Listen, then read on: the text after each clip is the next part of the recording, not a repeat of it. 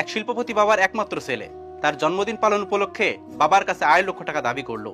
এর মধ্যে তার মা চলে আসলো এবং বলল, এই সম্পদ তো একদিন সবই তার হয়ে যাবে, তাকে দিয়ে দাও, তার মনে কষ্ট দিও না। বাবা তখন বললেন, আমি তোমার ছেলেকে যদি একটা উড়ান্ত প্লেনের পাইলটের সিটে বসিয়ে আমি সেখান থেকে নেমে পড়ি দায়িত্ব দিয়ে, তাহলে কেমন হবে তুমি বলো? মধ্যবিত্ত থেকে শিল্পপতি হয়ে ওঠা স্বামীকে বোঝেন বলেই মহিলা আর কোনো কথা বললেন না। বাবা তখন বললেন, ঠিক আছে, আমি তোমার ছেলেকে 2.5 লক্ষ টাকায় দেবো, সে যদি আমাকে উপার্জন করে 250 টাকা এনে দিতে পারে। সারা রাত নাক ডেকে ঘুমাচ্ছে ছেলে, মাত্র 250 টাকা। বাবা আগামীকালই দেখতে পারবে ছেলে তার সম্পদের দায়িত্ব নেওয়ার মতো যোগ্য হয়ে গেছে। পরের দিন সকাল 8টায় বাবা তার ছেলেকে ঘুম থেকে জাগিয়ে উঠে দিলেন। রাজ্যের বিরক্তি ছেলের চোখে। মাত্র 250 টাকার জন্য এত সকালে ঘুম থেকে উঠতে হবে? রেডি হয়ে নাস্তা সেরে একেবারে ফুলবাবু সেজে 250 টাকা উপার্জনের জন্য বের হয়ে গেলেন। পকেটে একটা টাকাও নেই, সাথে দেখার জন্য বাবা একটা লোকও দিয়েছেন। ঘর থেকে বের হওয়ার পর তার মনে হচ্ছে সেজন একটা সমুদ্রের মধ্যে হাবুডুবু খাচ্ছে।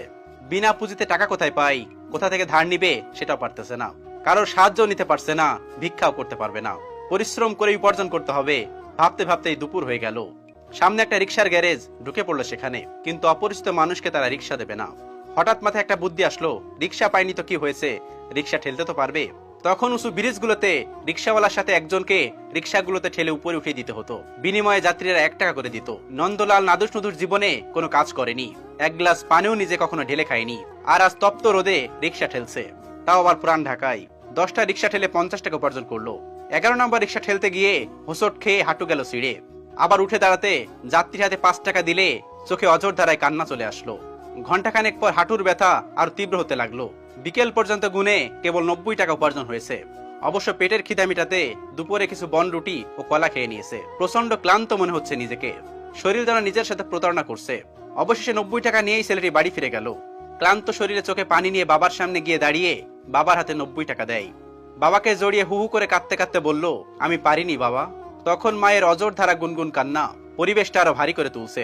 ছেলের বিধ্বস্ত ক্লান্ত চেহারা, হাঁটুর কাছে ছেঁড়া প্যান্ট দেখে বাবা একটা গাজলা হাসি উপহার দিল। ছেলের কাঁধে হাত রেখে বাবা বলল, এখন তুমি আমার সঙ্গে সায়দাবাদ থেকে হেঁটে বুড়িগঙ্গা নদীর কাছে যাবে। কোনো প্রশ্ন না। 4-4টা গাড়ি থাকতে, 2জন ড্রাইভার থাকতে হেঁটে কেন? ছেলের জিজ্ঞাসা চোখে বাবা বললেন, বাবা আজকের এই পজিশনে তো আমি একটু একটু করে এভাবে এগিয়ে এসেছি, গাড়ি বা বিমানের গতিতে আসিনি। তুমি তো মাত্র একটা দিন কষ্ট করেছো, একটু ধৈর্য ধরো। ক্লান্ত ছেলের হাত ধরে হাঁটতে হাঁটতে রাত 11:30টার দিকে ব্রিজে পৌঁছালো পিতা এবং পুত্র। শান্ত নদী রেলিং ধরে দাঁড়িয়ে বাবা বললেন, তুমি আমার হাতে 90 টাকা দিয়েছো তাই না? ছেলে বললেন, জি বাবা, আমার জীবনের প্রথম উপার্জন। বাবা বললেন, আমি জানি তোমার এই টাকাগুলো উপার্জন করতে তোমার অনেক কষ্ট করতে হয়েছে। এখন আমি তোমাকে যা বলি শোনো। আমি জানি আমার ছেলে ছোটবেলা থেকে অঙ্কে খুবই ভালো, ভালো গুনতেও পারে আশা করি। আমি তোমার উপার্জনের 90 টাকা পানিতে ছুড়ে ফেলবো, আর তুমি বলতে থাকবে বাড়তি কয় টাকা রইলো। বাবা তার সমস্ত শক্তি দিয়ে একটা একটা করে কয়েন নদীর পানিতে ফেলতে লাগলো। এরপর বাবা বললেন, এখন কত টাকা রইলো? ছেলের কষ্টের পয়সা নদীতে তলিয়ে যেতে দেখে কাঁদতে কাঁদতে বলল, বাবা 85 টাকা। এভাবে এক এক করে জীবনের প্রথম উপার্জিত কষ্টের টাকাগুলো পানিতে ফেলতে লাগলো বাবা।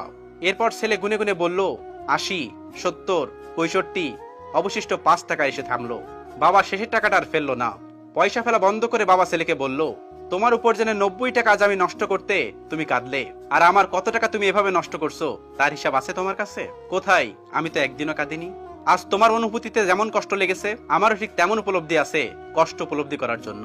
তোমার শেষের 5 টাকার কয়েনটা আমি রেখে দিলাম, আমার সন্তানের প্রথম উপার্জিত টাকা। এটা একজন পিতার জন্য গর্বের একটা প্রাপ্তি। এটা স্মৃতি হিসাবে আমার মৃত্যুর আগ পর্যন্ত আমি আমার কাছে রাখবো। তুমি কাল তোমার মায়ের কাছ থেকে 2.5 লক্ষ টাকা নিয়ে নিও। বাবার এ কথা শুনে ছেলে বাবাকে জড়িয়ে ধরে চিৎকার করে কাঁদতে কাঁদতে বলল, বাবা আমার টাকা লাগবে না, আমার শিক্ষা লাগবে। উপযুক্ত শিক্ষা আমি স্কুল কলেজে এতদিন কিছু শিখতে পারিনি, যেটা তুমি আজ আমাকে শেখালে। তুমি পৃথিবীর শ্রেষ্ঠ বাবা। একজন আদর্শ বাবার চাইতে বড় শিক্ষক এই পৃথিবীতে আর কেউ হতে পারে না। একজন আদর্শ পিতাই পৃথিবীর শ্রেষ্ঠ শিক্ষক। ভিডিওটি ভালো লাগলে শেয়ার করে অবশ্যই কাছের মানুষগুলোকে দেখার সুযোগ করে দিবেন। Thanks for watching.